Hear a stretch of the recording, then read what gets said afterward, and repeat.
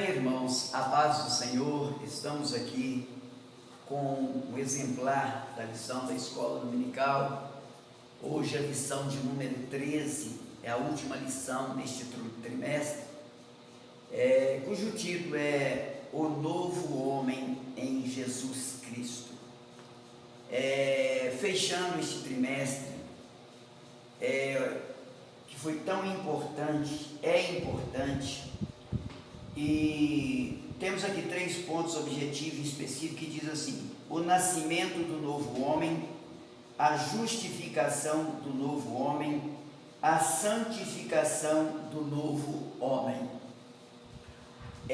O textual nesta lição está em Efésios capítulo 4, versículo 13, que diz assim: até que todos cheguemos à unidade da fé e ao conhecimento do Filho de Deus, a varão perfeito, à medida da estatura completa de Cristo.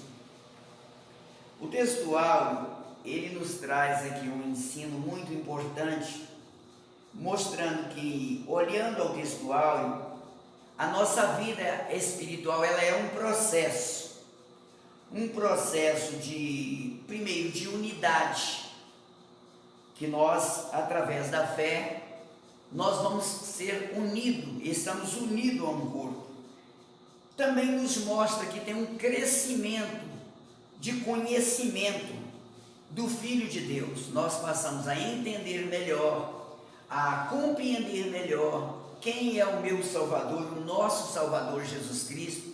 Passamos a entender melhor qual foi o plano, por qual motivo ele desceu aqui na terra. Isto foi para nos dar um direito de vida eterna. E diz aqui: é varão perfeito à medida da estatura completa de Cristo. Vemos que Jesus, uma certa feita, diz aos discípulos assim, ele falando com o Pai, que queria que eles fossem um com ele, assim como ele era o Pai. Isso é o que o textual está dizendo. Nós vamos chegar um dia à medida completa de Cristo, a estatura, a mesma forma daquilo que Cristo é, assim como o Pai. Isto fala de uma perfeita união. Também a verdade prática diz assim: a salvação em Jesus Cristo leva-nos à perfeição espiritual, moral e ética. Porque ele, embora Deus, foi o mais perfeito e completo dos seres humanos. Precisamos também entender que eu sou salvo não é apenas para dizer sou salvo, não. Essa salvação, ela tem um propósito de mudança, de crescimento na vida, que é, primeiro, a perfeição espiritual.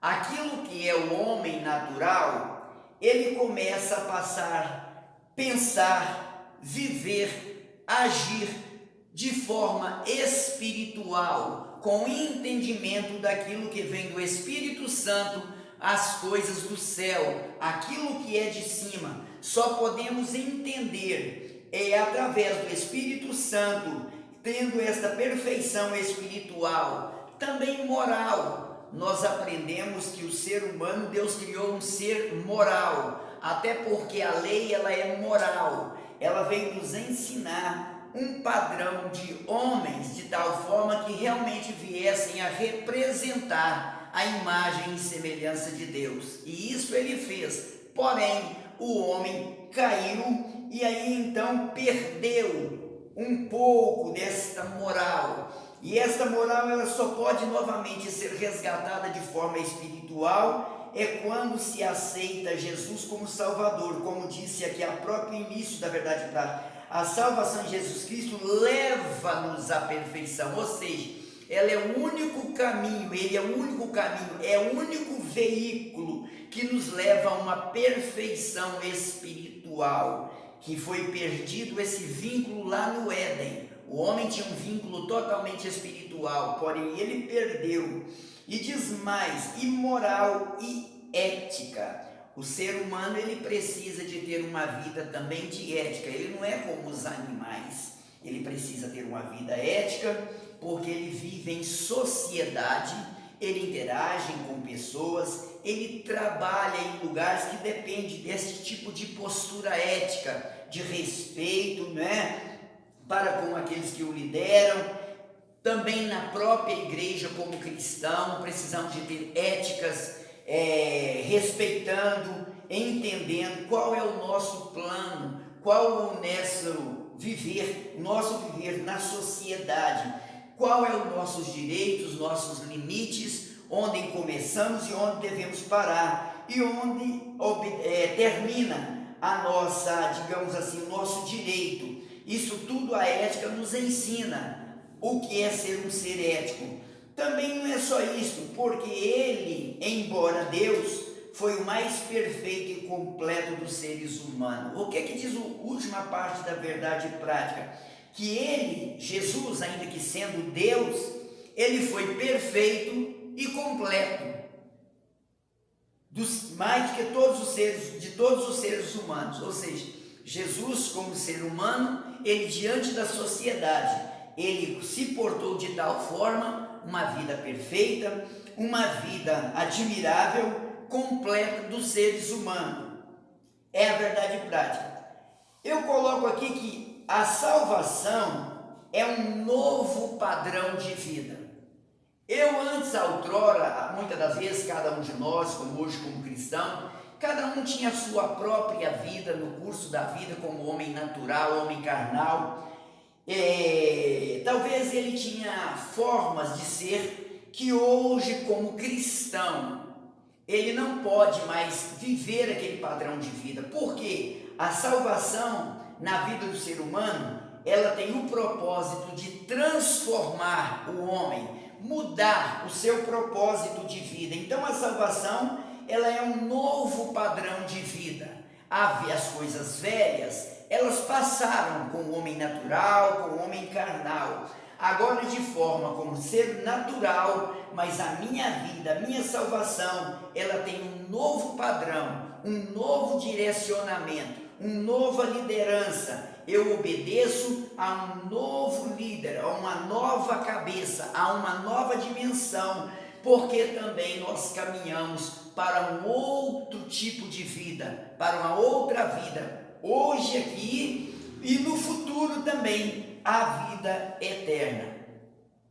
A salvação é interessante que ela se dá em 3 etapas, são 3 planos a minha salvação. Primeiro, o perdão.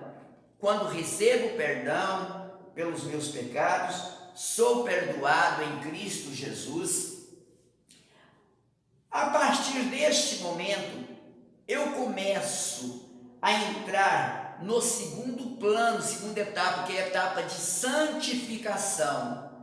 E essa santificação, ela não é um curso, ela não é um período de aula que eu faço e me formo, terminou. Não, a santificação, ela precisa ser diária, em todos os momentos. A santificação é um plano contínuo de santificação, de mudanças na vida, de propósito de estar sempre mais próximo de Deus, porque se tem algo que aproxima-nos do Criador, do nosso Salvador, é a santificação, porque Deus é santo, e para que eu aproxime dele, na medida eu preciso me tornar santo. A Bíblia até nos aconselha de tal maneira que aquele que vos chamou é santo.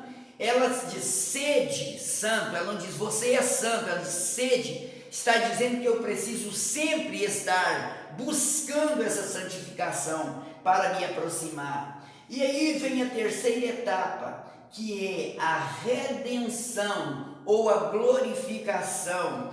Eu só vou ser um dia glorificado.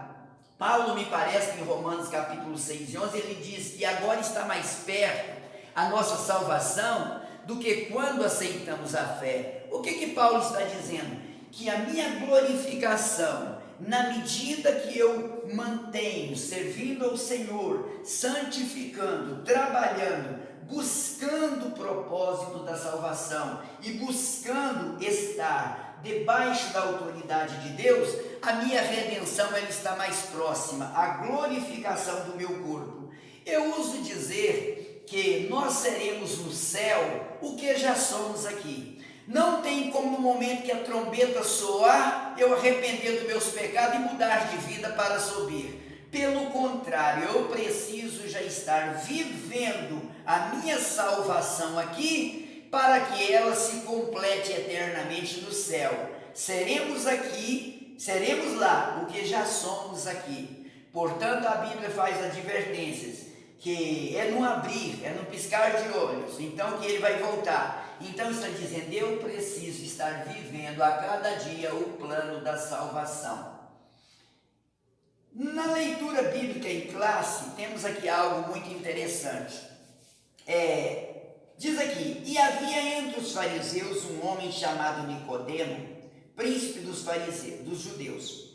Este foi ter de noite com Jesus e disse-lhe, Rabi, bem sabemos que és mestre vindo de Deus, porque ninguém pode fazer estes sinais que tu fazes se Deus não for com ele. Vemos aqui que Nicodemos, ele sabia quem era Jesus. De certa forma, ele sabia quem era Jesus. Por quê? Porque ele era um mestre, um doutor da lei, e ele era um observador. Porque ele viu em Jesus algo que ele nunca viu em nenhum outro profeta que apareceu, em nenhum sacerdote, em nenhum representante de Deus, que dizia ser representante de Deus, nem mesmo em João Batista, porque ele diz aqui assim, bem sabemos que é mestre vindo de Deus. Primeiro, ele sabia que Jesus era mestre, ele pôde reconhecer nos ensinos de Jesus, no novo plano de ensino que Jesus trouxe, ele entendeu que Jesus era um mestre, por sinal, muito novo, aos 30 anos, não era muito comum um mestre em Israel, mas ele entendeu que Jesus era um mestre, e além de ser mestre, ele diz, vindo de Deus, ele sabia que não era um mestre que se tornou dentro do judaísmo por hierarquia, tornou-se um sacerdote, um mestre do sinédrio. Ele entende que Jesus era um mestre vindo de Deus, e diz assim, porque ninguém pode fazer estes sinais que tu fazes. Nicodemos tinha visão espiritual, ainda que não era um homem espiritual, porque a lei não oferecia essa espiritualidade. Mas ele diz assim, ninguém, ele estava então dizendo que Moisés não tinha essa capacidade, porque ele conhecia a história de Moisés, porque todo mestre da lei sabia de cor todos os fatos. Fez muitos milagres, mas não do tipo ou da mesma desenvoltura com que Jesus fez. Elias também não. Ele diz, porque ninguém faz estes sinais que tu fazes, se Deus não for com ele. Nicodemos, como mestre, estava dando aqui um aval, dizendo, testemunhando, declarando que Jesus, Deus estava com ele. O interessante é que este Nicodemo, ele era entre as 4 divisões entre o judaísmo, ele era daqueles que mais amavam a lei e a Torá, era daqueles que ocupavam o sinédrio. Entre as 4 etapas, 4 divisões, grupos, ele pertencia aos fariseus. Tinha os saduceus, os essênios e os zelotes. Ele era dos que mais aplicavam a vida em estudar a lei. E aí, talvez seja esta a observação do escritor. Havia entre os fariseus, ele fez questão de dizer que esse homem era um fariseu, assim como Paulo também era um fariseu, que eram que zelavam pela lei. E é interessante que Jesus respondeu. Vemos aqui que Jesus, com todo aquele elogio, ele traz para mim e para nós uma lição. Às vezes tem elogios que eles são bênção para a nossa vida, mas nós, por sermos humanos, não entendermos bem, às vezes acabamos usando aquilo e acaba no futuro, acaba sendo uma forma de Deus não nos usar, ou às vezes até fracassarmos, porque o elogio mexe com a nossa cabeça. Mas aqui vemos que ele elogiou Jesus, Jesus procurou retirar, não aceitar aquele argumento. Ele disse, Jesus respondeu e disse-lhe, na verdade te digo, que aquele que não nascer de novo, não pode ver o reino de Deus. Jesus achou maravilhoso, muito bonito, aquele reconhecimento de um membro do Sinédrio, mestre em Israel.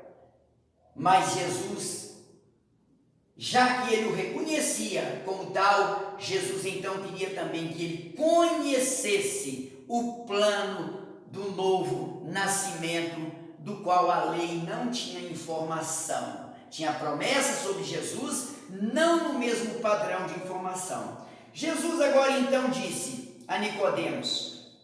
Nicodemos então surpreendeu. Primeiro, às vezes nós que estudamos hoje, já havia até pregadores que criticam, Nicodemos era um homem, sabe, doutor, não sabia isto? Nunca ninguém havia ensinado a doutrina do novo nascimento. E eu preciso entender isso para mim hoje, para você não é difícil. Tem 2000 anos que nós ouvimos sobre estes assuntos, os mais velhos e nós hoje, dessa situação. Só que Nicodemos não tinha essa informação. Foi o mais privilegiado, porque foi o que Jesus fez questão de explicar algo que realmente para um doutor como ele, só algo tão simples poderiam mostrar que toda a sabedoria dele, ela era maravilhosa, porém havia algo espiritual dentro do plano de Deus que ele ainda não tinha conhecimento. E Jesus amorosamente, Jesus então disse-lhe, Nicodemo, Jesus disse, olha, aquele que não nascer de novo não pode ver o reino de Deus. Observe que Nicodemos, ele trabalhava pelo reino de Deus. Nicodemos estava no plano de Deus, porque o judaísmo ensinava exatamente isso, o plano de Deus, do reino de Deus. Porém, Jesus não disse a ele assim, senão você não vai entender o reino de Deus. Jesus disse, não pode entrar no reino de Deus. Uma coisa é eu conhecer o reino de Deus, outra coisa é eu entrar no reino de Deus. Uma coisa é eu ser membro do corpo de Cristo, estar hoje na igreja e faço tudo. Outra coisa é o dia que Jesus vier ou eu entrar no céu. Há uma diferença muito grande do que é conhecer ou entrar. Por isso Jesus explicou, é a minha maneira de entender o texto. Ele diz, não poder ver o reino de Deus. Ele não diz, você não pode entrar. Você que já está no reino, você não vai poder ver o reino. Que reino? O reino completo, consumado. O reino de Deus, ele é desde a eternidade, desde o Éden. Porém, a consumação deste reino vai ser no final, quando o próprio Jesus disse assim, até que bebam, falou de si novamente, eu reino dessa vida, no reino do meu Pai. O próprio Jesus tinha descido do reino, ele disse assim, arrependei-vos porque é chegada a vós o reino do céu. O reino chegou, mas para estar na conclusão deste reino, eu preciso permanecer. Nicodemos então ficou intrigado. Por quê? Porque até então se conhecia um nascimento natural, um nascimento dado-se por um casamento, por relações sexual, nascia o homem. Eles conheciam o homem, o sinédrio, mas um homem natural. Uso o termo carnal porque somos na verdade carne. Não fala aqui de pecado, e sim de um homem natural. Aí Jesus então pega Nicodemos, ele diz: olha, Jesus respondeu: na verdade te digo, que aquele que não nascer da água e do Espírito não pode, agora não é vir não pode entrar no reino de Deus. Não existe outro caminho. Foi a razão que Jesus disse em São João 14,6: eu sou o caminho. Não é um dos caminhos, ele diz: eu sou a verdade, a vida, e ninguém vem. Ele está dizendo: você só chega ao Pai se passar por mim. Nicodemos entendia tudo da lei, mas o propósito da lei era colocar o povo na terra que mana leite e mel, servir ao Senhor como povo de Deus, não como igreja. Eu preciso aprender a separar muito isso que está aqui. Nunca foi prometido céu para os judeus, nunca teve plano de céu para os judeus. Este plano foi a partir da graça em Cristo Jesus, a partir do momento que ele morreu. Resolveu? Não. A partir do momento que ele ressuscitou. E aí vem o apóstolo Paulo, diz que ele era a primícia dos que dormem, ou seja, foi o primeiro. A partir dele, então viria o segundo, o terceiro, o quarto, o quinto, o sexto, e aí milhares de milhões. Aí então Nicodemos não entendeu. Aí ele diz: o que é nascido da carne é carne, e o que é nascido do Espírito é Espírito. É por isso que João escreveu que só quem tem o poder de trazer ao homem o novo nascimento na pessoa de Jesus é o Espírito Santo. Quando ele disse que o Espírito Santo, quando ele vier, ele convencerá. É ele que te convence a crer no poder do Evangelho. Quando ele disse da água, aqui não fala de batismo, tem explicações dizendo batismo, não é o batismo.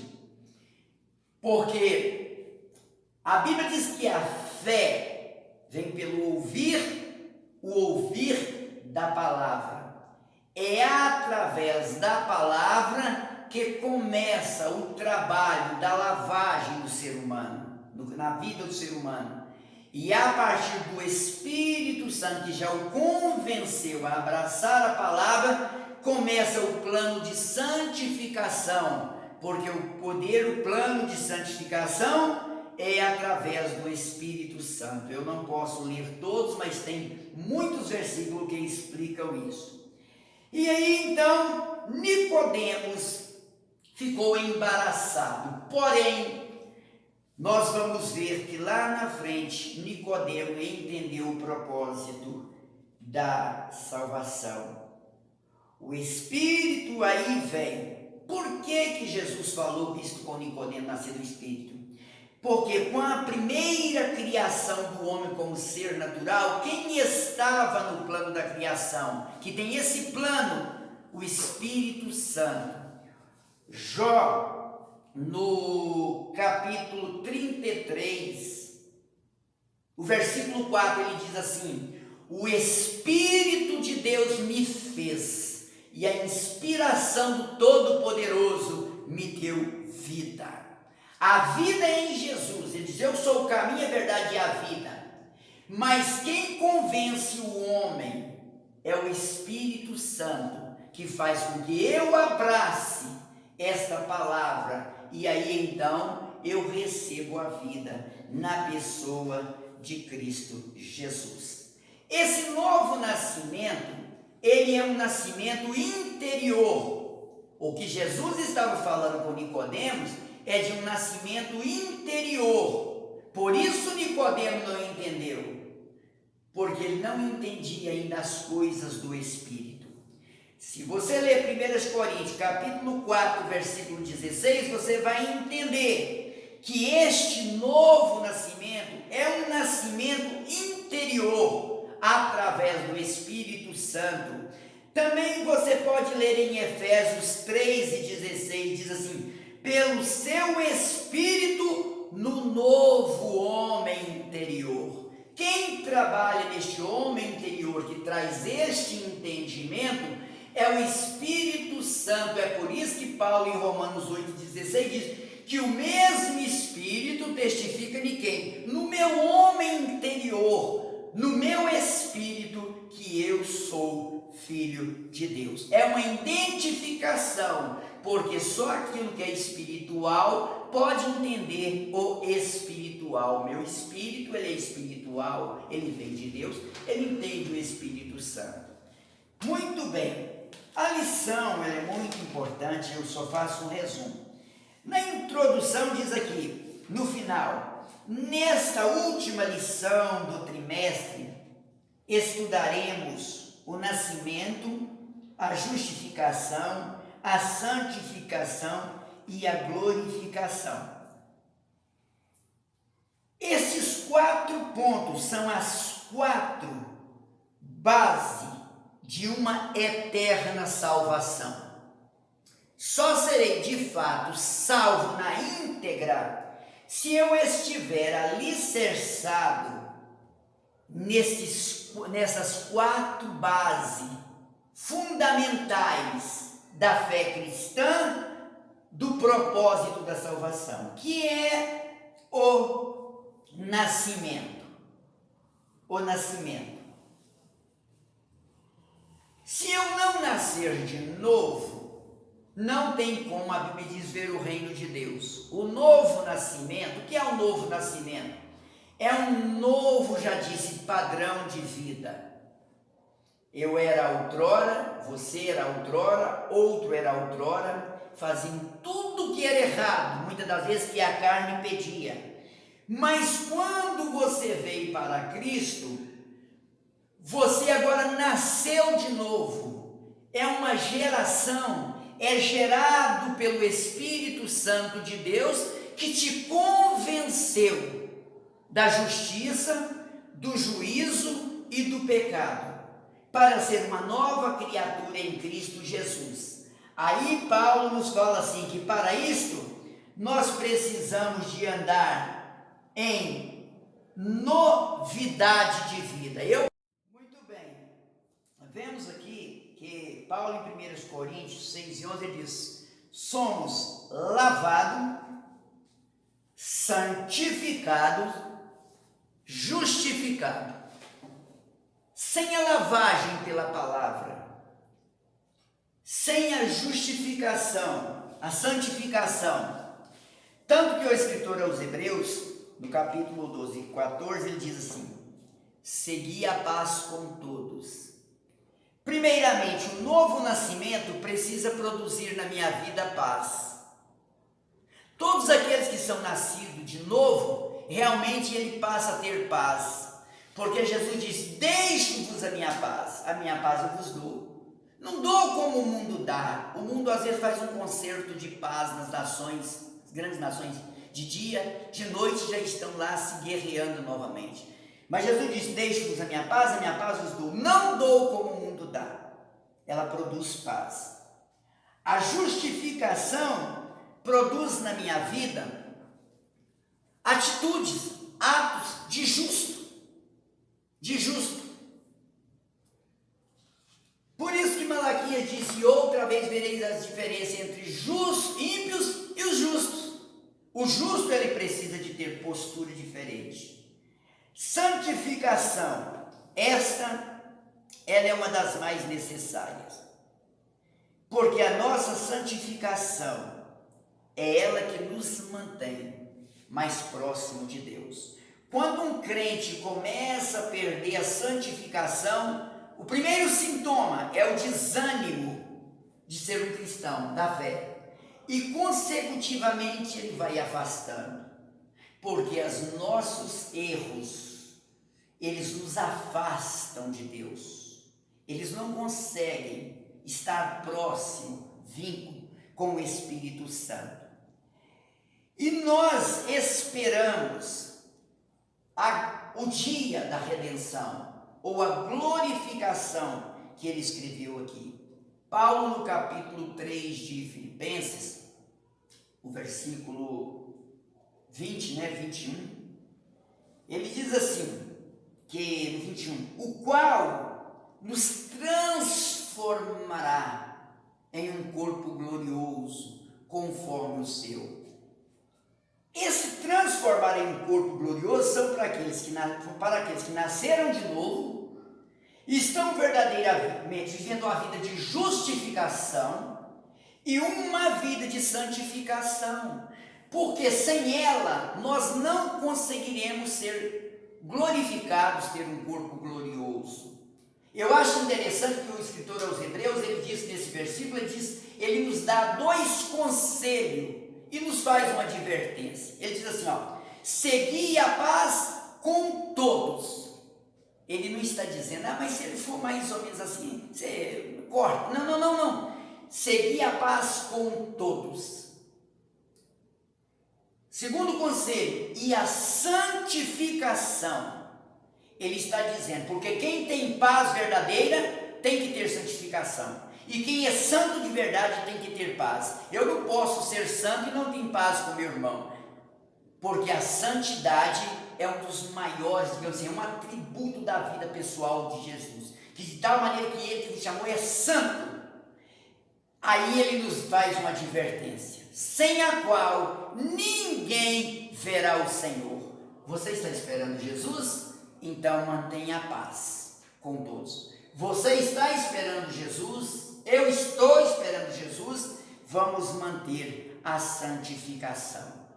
Porque o dia que a trombeta soar, este novo homem em Cristo Jesus será transformado em um corpo glorioso, sendo assim consumado, que o escritor aos Hebreus falou, uma eterna salvação.